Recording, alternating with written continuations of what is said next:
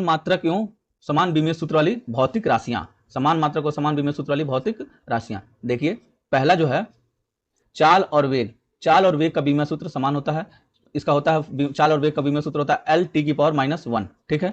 भार और बल, भार और बल, भार और बल का विमेय सूत्र और मात्रक समान होता है एम एल टी की पावर -2।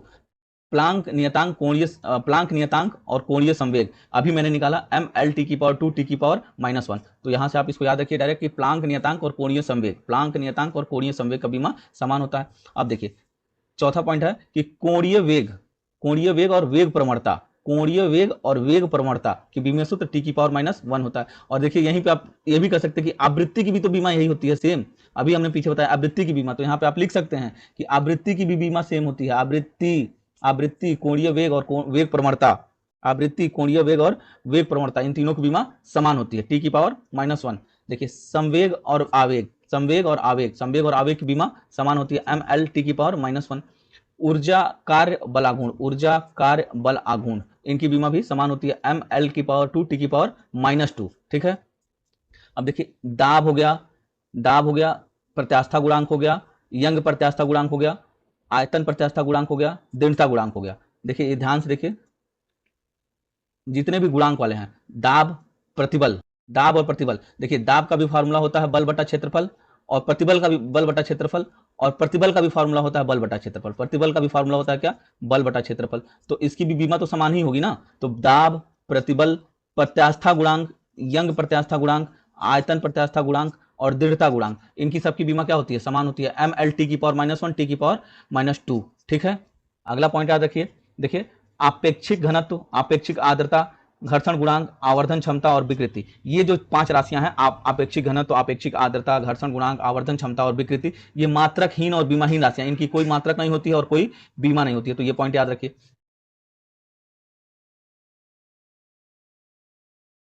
देखिए परमाणु रिएक्टर में भाग लेने वाले प्रमुख कारक, एक होता है मंदक, मंदक को ही विमंदक कहा जाता है या मॉडरेटर कहा जाता है। ये तीनों नाम याद रखिए, मंदक, विमंदक या मॉडरेटर, ठीक। यहाँ पे जो मॉडरेटर के रूप में प्रयोग किया जाता है, मंदक या विमंदक या मॉडरेटर के रूप में जो प्रयोग किया जाता है, वो बोरान की छड़, कैडमियम की छड़, भारी जल या ग्रेफाइट आदि मंदक का कार्य करते हैं। ये जितना भी मैंने नाम लिया, बोरान की छड़, कैडमियम की छड़, कैडमियम की छड़, भारी जल यानी D2O, इसी को हम गुरुजल भी कहते हैं, गुरुजल, ठीक, और ग्रेफाइट आदि मंदक का कार्य करते हैं। मंदक का मुख्य कार्य न्यूट्रॉनों को अवशोषित करके उनके गति को धीमा करना होता है। जो न्यूट्रॉन उत्सर्जित होते हैं नाभिकीय रिएक्टर में क्रिया के बाद जो न्यूट्रॉन उत्सर्जित होते हैं, उनको अवशोषित करना, यानी उनको अवशोषित करके, जैसे मान लीजिए जहां 40 न्यूट्रॉन निकल रहे हैं, उनमें से कुछ को अवशोषित कर लेना और उनकी गति को धीमा कर देना, ये इनका काम है, ठीक। तो मंदक का मुख्य कार्य क्या है, न्यूट्रॉनों को अवशोषित करके उनकी गति को धीमा करना। और सबसे अच्छा, अगर हम बात करें सबसे अच्छा मंदक, तो सबसे अच्छा मंदक क्या होता है, भारी जल, D2O, इसी को हम कहते हैं गुरुजल। तो याद रखिए कि भारी जल, D2O, गुरुजल। वैसे होते तो हैं बोरान की छड़, कैडमियम की छड़, भारी जल, ग्रेफाइट, ये सब, लेकिन इसमें सबसे अच्छा बात करें तो हम भारी जल, D2O की बात करते हैं, ठीक है। और देखिए अगला पॉइंट, जब मंदक के रूप में भारी जल का उपयोग किया जाता है तो उसे स्विमिंग पूल रिएक्टर कहते हैं। जैसे वे रिएक्टर जिनमें हम भारी जल के, मंदक के रूप में भारी जल का उपयोग करते हैं, वैसे रिएक्टरों को हम स्विमिंग पूल रिएक्टर कहते हैं। क्या कहते हैं, स्विमिंग पूल रिएक्टर, ठीक। और जब मंदक के रूप में ग्रेफाइट का उपयोग किया जाता है तो उसे हम पाइल रिएक्टर कहते हैं। ये प्रश्न दोनों पूछा गया है परीक्षा में, फिर पूछा जाएगा, आप याद रखिए कि वहां जहां मंदक के रूप में ग्रेफाइट का उपयोग किया जाता है उसे पाइल रिएक्टर कहते हैं, और जहां पे D2O भारी जल या गुरुजल का इस्तेमाल किया जाता है उसे हम पूल रिएक्टर कहते हैं। एक पॉइंट ये हो गया। अगला पॉइंट देखते हैं, बोरान तथा कैडमियम की छड़ नियंत्रक छड़ कहलाती है। बोरान तथा कैडमियम, ये जो छड़े हैं, इन्हें हम नियंत्रक छड़ भी कहते हैं। यदि पूछ ले कि नाभिकीय रिएक्टर में नियंत्रक छड़ कौन सी है, तो नियंत्रक छड़ के रूप में अगर बात करें हम तो बोरान और कैडमियम की, और मंदक और विमंदक के रूप में बात करें तो हम भारी जल और ग्रेफाइट की। आइए अगला पॉइंट देखते हैं।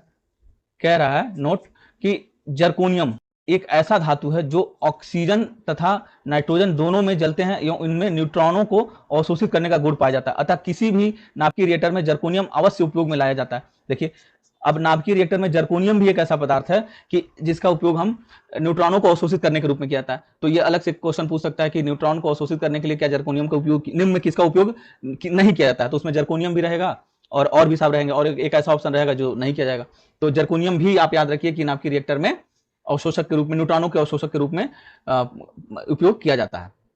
अगला पॉइंट कूलेंट, शीतलक। अब शीतलक यानी कूलेंट यानी ठंडा करना। तो देखिए शीतलक के रूप में सोडियम तथा पोटेशियम के द्रवित मिश्र धातु शीतलक का कार्य करते हैं। अब यहाँ सोडियम तथा पोटेशियम के मिश्र धातु द्रव मतलब कूलेंट ठंडा करने के लिए, तो ठंडा करने के लिए सबसे अच्छा सोडियम और पोटेशियम के द्रवित मिश्र धातु का उपयोग किया था। नोट, अच्छे शीतलक में न्यूट्रॉनों को अवशोषित करने की क्षमता कम होनी चाहिए। देखिए ये बात याद रखिए कि जो ठंडा तो करे लेकिन न्यूट्रॉन को अवशोषित ना करे, वो एक अच्छा शीतलक होगा। शीतलक का मतलब है केवल ठंडा करना, लेकिन न्यूट्रॉन के अवशोषण, न्यूट्रॉन की गति को बिल्कुल ही छेड़छाड़ नहीं करना। तो अच्छे शीतलक का गुण क्या होना चाहिए? अच्छे शीतलक में न्यूट्रॉनों को अवशोषित करने की क्षमता कम होनी चाहिए। अब दर्पण सूत्र और लेंस सूत्र में देख लेते हैं और उनकी चिन्ह परिपाटी को समझ लेते हैं। देखिए मैं पहले भी कई बार बता चुका हूं कि दर्पण सूत्र का जो फार्मूला होता है 1/f equal to 1/u plus 1/v। तो इसमें जो u होता है वो वस्तु दूरी होती है, v जो होता है प्रतिबिंब दूरी होती है, f होता है फोकस दूरी होती है। देखिए 1/f equal to 1/f equal to 1/u plus 1/v। ठीक है, परिपाटी को समझ लेते हैं। मैं पहले भी कई बार बता चुका हूं कि वस्तु दूरी यानी u, वस्तु दूरी u कहीं भी हो, चाहे अवतल दर्पण में हो, चाहे उत्तल दर्पण में हो, चाहे उत्तल लेंस में हो, चाहे अवतल लेंस में हो, वस्तु दूरी कहीं भी होती है यानी u का मान हर जगह ऋणात्मक होता है। ध्यान से देखिएगा, मैं यहाँ इसको ब्रैकेट में करता हूँ। देखिए u ऋणात्मक है अवतल दर्पण में भी, उत्तल दर्पण में भी u ऋणात्मक है, उत्तल लेंस में भी u ऋणात्मक है, अवतल लेंस में भी u ऋणात्मक है। तो u का मान कहीं भी होता है ऋणात्मक होता है। ठीक है, अब अगला देखते हैं प्रतिबिंब दूरी। प्रतिबिंब दूरी को भी से डिनोट करते हैं। प्रतिबिंब दूरी भी अवतल दर्पण में ऋणात्मक होती है, अवतल दर्पण में ऋणात्मक होती है, लेकिन जब उत्तल दर्पण में आते हैं काल्पनिक बनने की स्थिति में यह धनात्मक हो जाती है। ठीक, इसी प्रकार लेंस में जब हम आते हैं तो काल्पनिक प्रतिबिंब जो होता है, प्रतिबिंब दूरी काल्पनिक प्रतिबिंब के केस में ये ऋणात्मक बनती है और वास्तविक प्रतिबिंब के केस में भी धनात्मक बनता है। इसी प्रकार जब हम अवतल लेंस में आते हैं तो काल्पनिक प्रतिबिंब ऋणात्मक बनता है। और तीसरी बात फोकस दूरी। तो फोकस दूरी अवतल दर्पण में ऋणात्मक होती है, उत्तल दर्पण में धनात्मक होती है, उत्तल लेंस में धनात्मक होती है और अवतल लेंस में ऋणात्मक होती है। जस्ट फोकस दूरी जस्ट दर्पण सूत्र का उल्टा होता है। तो आप केवल दर्पण सूत्र का फोकस दूरी की चिन्ह परिपाटी को याद रखिए और उसका उल्टा कर दीजिए किसमें? लेंस में। लेंस की क्षमता, फोकस दूरी के व्युत्क्रम को लेंस की क्षमता कहते हैं। फोकस दूरी के व्युत्क्रम को लेंस की क्षमता कहते हैं। अर्थात लेंस की क्षमता P equal to inversely proportional to 1/f या P इक्वल टू 1/f ये कह सकते हैं। तो देखिए यहाँ पे अर्थात लेंस की क्षमता इक्वल टू 1 फोकस दूरी, तो P इक्वल टू 1/f। ये फॉर्मूला 1/f वाला मीटर की स्थिति में, जब सवाल मीटर में दिया हो या मीटर की स्थिति में हमको याद करना हो तो 1/f का प्रयोग करते हैं, और जब सेंटीमीटर की स्थिति में याद करना हो तो P इक्वल टू 100/f। तो ये बात याद रखिए, जब सेंटीमीटर में सवाल दिया हो या सेंटीमीटर में सॉल्व कर रहे होंगे तो P इक्वल टू 100/f, और जब मीटर में दिया हो या मीटर में ज्ञात करना हो तो P इक्वल टू 1/f। यहाँ पे एक देख लेते हैं एग्जाम्पल। देखिए यदि किसी लेंस की फोकस दूरी 10 सेंटीमीटर है, अब सेंटीमीटर में दिया हुआ है, ध्यान दीजिएगा सेंटीमीटर भी, तो आप कौन सा फॉर्मूला यूज करेंगे? तो यहाँ पे जब सेंटीमीटर में दिया हुआ है तो P इक्वल टू 100/f वाला यूज करेंगे हम लोग, ये वाला। ठीक, तो लेंस की क्षमता क्या होगी?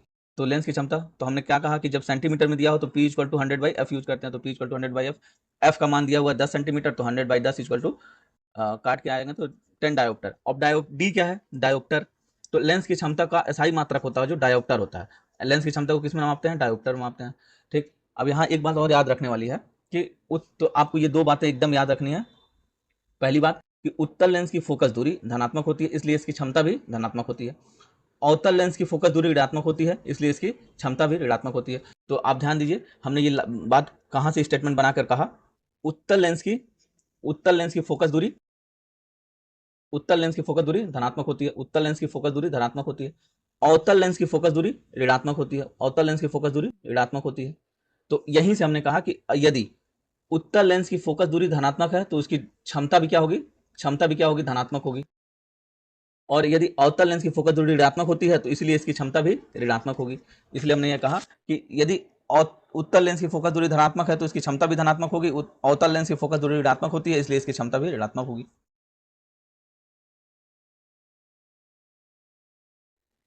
सबसे पहले तो खगोलीय इकाई क्या होती है? खगोलीय इकाई, एस्ट्रोनॉमिकल यूनिट। पृथ्वी और सूर्य के बीच की दूरी को खगोलीय दूरी कहते हैं। देखिए, पृथ्वी और सूर्य के बीच की दूरी खगोलीय इकाई कहलाती है। एक खगोलीय इकाई बराबर होता है 1.495 × 10⁻11 मीटर।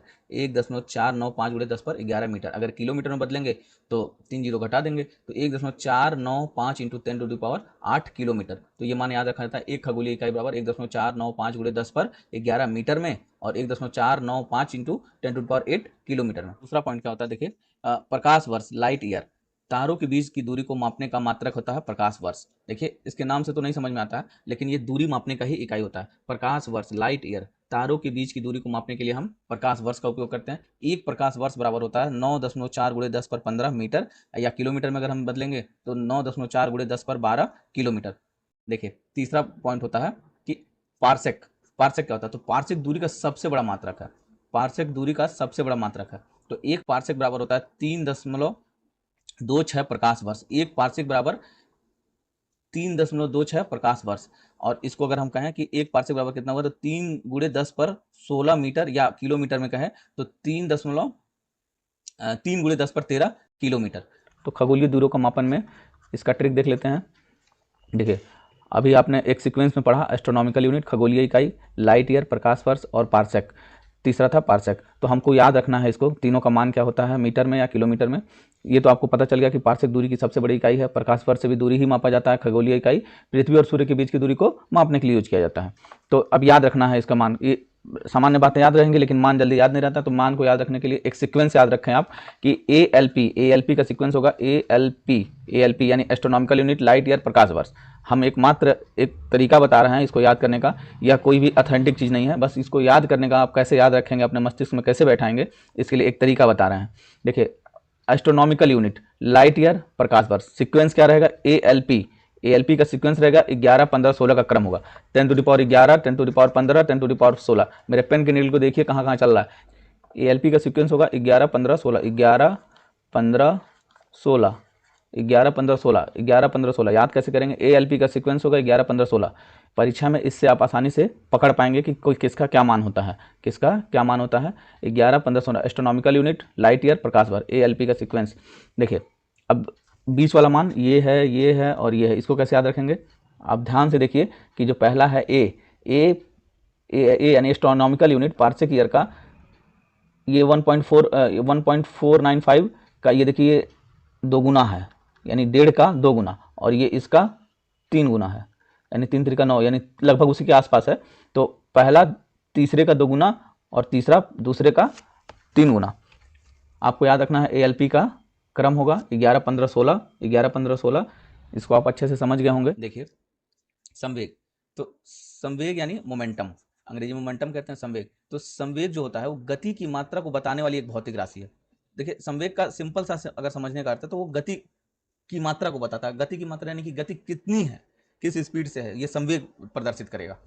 तो गति को अगर प्रदर्शित करना है कि हाँ, गति तो भाई स्पीड है, स्पीड को तो आप स्पीड कहते ही हैं, लेकिन हम ये बताना चाहें कि ये कैसी है, कितनी है, कैसी है, तो इसके लिए हम संवेग का उपयोग करते हैं। तो संवेग गति को, मात्रा को बताने वाली एक भौतिक राशि है, सिंपल।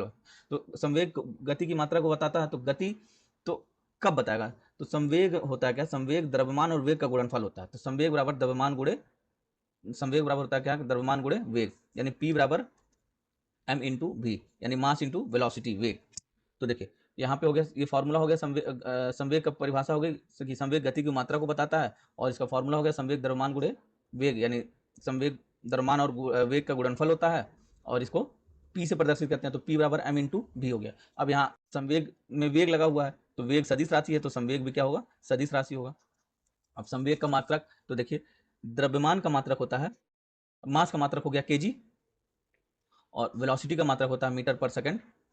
ठीक, तो अब तो संवेग का मात्रक हो गया kg मीटर पर सेकंड, या इसी को हम लोग लिखते हैं kg मीटर सेकंड के इनवर्स। ठीक, और इसके बीमा अगर हमको लिखना है तो kg का हो गया m, मीटर का हो गया l, और टाइम इसका हो गया, सेकंड का हो गया टाइम, mLT की पावर -1। तो ये इसकी बीमा हो गई।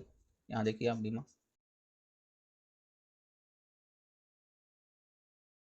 ठीक है। निकट दृष्टि दोष, यानी इसे मायोपिया भी कहते हैं, देखिए इसे मायोपिया भी कहते हैं। और निकट दृष्टि दोष में दूर की वस्तु दिखाई नहीं देती है। आप इस याद रखिए, निकट दृष्टि दोष में दूर की वस्तु नहीं दिखाई देती है और दूर दृष्टि दोष में निकट की वस्तु दिखाई नहीं देती है, एकदम उल्टा होता है। निकट दृष्टि दोष में दूर की वस्तु दिखाई नहीं देती है। नेत्र लेंस की मोटाई बढ़ने के कारण फोकस दूरी घट जाती है, इसलिए यह दोष होता है। देखिए आप ध्यान से इस फिगर में देखिए, हमारे हमारे रेटिना पर प्रतिबिंब बनना चाहिए, परंतु इस दोष में क्या होता है कि प्रतिबिंब जो होता है रेटिना से पहले ही बन जाता है, यहाँ पे बन जाता है, ये फोकस यहाँ पे बन जाता है। तो ये क्या हो जाता है, एक तरह का दोष हो जाता है। तो देखिए इसका नाम भी हम लोग इसीलिए निकट दृष्टि दोष रखते हैं। देखिए ध्यान से, निकट दृष्टि दोष इसीलिए रखा गया क्योंकि ये लेंस के करीब बन रहा है। ये लेंस है आपका, लेंस के ये करीब बन रहा है, ये लेंस के करीब बन रहा है। चूंकि यहाँ बनना इसको कहाँ चाहिए, रेटिना पर। एक बार यहाँ से मैं फिगर पे और स्पष्ट कर रहा हूँ, देखिए देखिए इसको बनना चाहिए यहाँ पे, ठीक है, लेकिन ये बन रहा है यहाँ पे। तो यहाँ पे ये लेंस है, तो ये लेंस के करीब बन रहा है, इसीलिए हम इसका नाम रख देते हैं निकट दृष्टि दोष, ठीक। जबकि इसका प्रतिबिंब बनना कहाँ चाहिए था, यहाँ पे रेटिना पर बनना चाहिए था। लेकिन जब हम अवतल लेंस या अपसारी लेंस का यूज कर लेते हैं, यानी ये अवतल लेंस का मतलब धसा अवतल, उसका तल अंदर की तरफ हो, अवतल, तो अंदर की तरफ जिसका तल होता है उसे अवतल लेंस कहते हैं। तो अवतल लेंस का जब हम प्रयोग करते हैं तो अवतल लेंस की खासियत होती है कि जो प्रकाश की किरणें आती हैं उनको ये बिखेर देता है, यानी बाहर की तरफ फैलाता है। तो हम ये क्या करते हैं कि इन रेखाओं को अगर हम दूर बढ़ा लें, जैसे ये यहाँ से ये मुड़ जाती हैं इधर की तरफ, यहाँ से ये आके थोड़ा इधर की तरफ मुड़ जाती हैं, तो जब यहाँ से फिर इस स्थिति में अवतल लेंस इसको क्या करती हैं, इसके रेटिना पर फिर से प्रतिबिंब को बना देती हैं, तो तब हमको स्पष्ट दिखने लगता है। तो देखिए निकट दृष्टि दोष को ही हम मायोपिया कहते हैं। निकट दृष्टि के दोष का मतलब होता है कि हमको निकट दृष्टि दोष में हमको दूर की वस्तु नहीं दिखती है और जो प्रतिबिंब बनता है वो हमारे लेंस के करीब बनता है। तो इसके निवारण के लिए हम लोग अवतल लेंस का प्रयोग करते हैं, इसे ही अपसारी लेंस कहते हैं। आइए दूर दृष्टि दोष को भी समझ लेते हैं। दूर दृष्टि दोष को हाइपरमेट्रोपिया कहते हैं। हाइपरमेट्रोपिया, इस दोष में निकट की वस्तु दिखाई नहीं देती है। अभी हमने बताया कि दूर दृष्टि दोष में निकट की वस्तु दिखाई नहीं देती है। इस दोष से पीड़ित व्यक्ति के नेत्र लेंस की मोटाई घट जाती है। तो ये जो नेत्र लेंस की मोटाई है, ये जो इतना हो, वो थोड़ा सा घट कर पतला हो जाता है, जिसके कारण यहाँ पे प्रतिबिंब बनना चाहिए था, जो अब आगे जाकर यहाँ बनता है। तो देखिए ये हमारे लेंस से दूर बन रहा है, इसीलिए हम ऐसे दोष को दूर दृष्टि दोष कहते हैं। लेकिन इसका वो हो जाता है कि हमको नजदीक की वस्तु नहीं दिखाई देती है, जो हमारे आंख से करीब होगा वो नहीं दिखाई देगा, इसका दोष ये हो जाता है। तो इस दोष से पीड़ित व्यक्ति के नेत्र लेंस की मोटाई घट जाने के कारण फोकस दूरी बढ़ जाती है। ऐसे रोगियों को कॉन्वेक्स लेंस की उपयोग किया जाता है, यानी अभिसारी लेंस। अभिसारी लेंस का जो काम होता है वो किरणों को एक जगह केंद्रित करने का काम होता है। तो यहाँ पे देखिए, अब हमारा जो यहाँ पे प्रतिबिंब बन रहा था पहले, अब वो हमारे रेटिना पे बनने लगता है, तो हमको इस वस्तु स्पष्ट दिखाई देती है। तो चलिए आप अच्छे से समझ गए होंगे इस टॉपिक को कि द्रव्यमान और भार में अंतर। तो द्रव्यमान और भार में अंतर क्या होता है, देखिए ये हो गया द्रव्यमान, द्रव्यमान को हम मास कहते हैं, और भार को हम वेट कहते हैं। तो सबसे पहली बात कि द्रव्यमान का जो मान होता है पूरे ब्रह्मांड में कहीं नहीं बदलता है, इसे m से सूचित करते हैं। यानी मास आप पूरे ब्रह्मांड में, यानी आप पृथ्वी पे रहें, चंद्रमा पे चले जाएं, किसी और दूसरे ग्रह पे चले जाएं, पूरे ब्रह्मांड में मास कभी नहीं बदलता है, मास हमेशा एक समान होता है। यानी अगर यहाँ आपका मास 5 है तो सूर्य पे भी आपका मास 5 ही होगा, चंद्रमा। सिंपल सी बात है कि द्रव्यमान का मान पूरे ब्रह्मांड में कहीं नहीं बदलता है, इसको m से सूचित करते हैं, ठीक है। और यदि हम भार की बात करें तो भार जो होता है वो एक प्रकार का बल है जिससे पृथ्वी किसी वस्तु को अपनी ओर आकर्षित करती है। जैसे, तो हम भार को हमने क्या कहा, हमने कहा कि भार एक बल है जिससे कि पृथ्वी जो है वो वस्तु को अपनी ओर आकर्षित करती है, इसी बल से। भार क्या है, एक प्रकार का बल है, और ये बल जो है पृथ्वी अपनी ओर आकर्षित करती है इसी बल से। इसका मान अलग अलग जगह पर अलग अलग होता है। जैसे अगर आप पृथ्वी पे हैं तो कुछ और होगा, चंद्रमा पे चले जाएं तो कुछ और होगा, क्या कहते हैं, बृहस्पति ग्रह पे चले जाएं तो वहां पे कुछ भार अलग हो जाएगा। तो ये बदलता कैसे है, तो पर्टिकुलर उस स्थान के जी के ऊपर मान डिपेंड करता है। भार का मान उस स्थान के में जो जी का मान होगा, यानी जो ग्रेविटेशनल फोर्स होगा, उसी के ऊपर डिपेंड करता है किसका मान, भार का मान, ठीक है।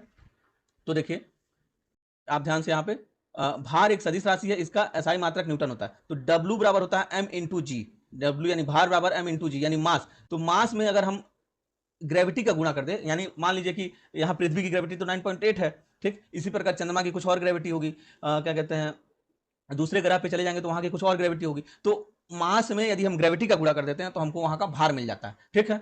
तो आप इससे क्या पता चल गया कि यदि ग्रेविटी का मान बदलता है, यदि मान लीजिए कि यहाँ ग्रेविटी कुछ और है तो W का मान भी बदलेगा। यानी भार का भी मान बदलेगा। तो अब द्रव्यमान में दूसरा पॉइंट देख लेते हैं कि द्रव्यमान को भौतिक यानी साधारण तुला से मापा जा सकता है। द्रव्यमान आप नॉर्मली साधारण तुला से माप सकते हैं, लेकिन अगर भार को मापना हो तो हमेशा इसके लिए कमानीदार तुला का उपयोग किया जाता है। एक नोट है, इसे भी आप याद रखें। चंद्रमा पर गुरुत्वाकर्षण का मान पृथ्वी पर गुरुत्वाकर्षण के मान का 1/6वां भाग होता है। यानी 1/6वां भाग होता है कितना, किसका, पृथ्वी पर के गुरुत्वाकर्षण का। ध्वनि का परावर्तन और प्रतिध्वनि क्या कहलाता है, आइए देखते हैं। देखिए, ध्वनि का परावर्तन, जब ध्वनि किसी सतह से टकराकर वापस उसी माध्यम में लौट जाती है तो यह घटना ध्वनि का परावर्तन कहलाती है। देखिए एक पॉइंट, अगर दो ध्वनियों को स्पष्ट सुनना हो तो उन दोनों ध्वनियों के बीच का अंतर जो होता है 1/10 सेकेंड या 0.1 सेकेंड होना चाहिए। कान में ध्वनि का 1/10 तक रहना ही श्रुति निबंध कहलाता है। कहने का अर्थ यह है कि दो ध्वनियों को स्पष्ट सुनना हो तो उन दोनों ध्वनियों के जो बीच का अंतर होना चाहिए वो 1/10 सेकंड होना चाहिए या 0.1 सेकंड होना चाहिए। कान में ध्वनि का 1/10 सेकंड रहना ही श्रुति निबंध कहलाता है। एक बार परीक्षा में पूछा गया कि श्रुति निबंध, ध्वनि के संबंध में श्रुति निबंध क्या होता है, तो कान में 1/10 सेकंड, मतलब मेरे कान के अंदर ध्वनि 1/10 सेकंड रहती है, तो इसको हम कहते हैं श्रुति निबंध। अब देखिए अगला पॉइंट कह रहा है प्रतिध्वनि, इको।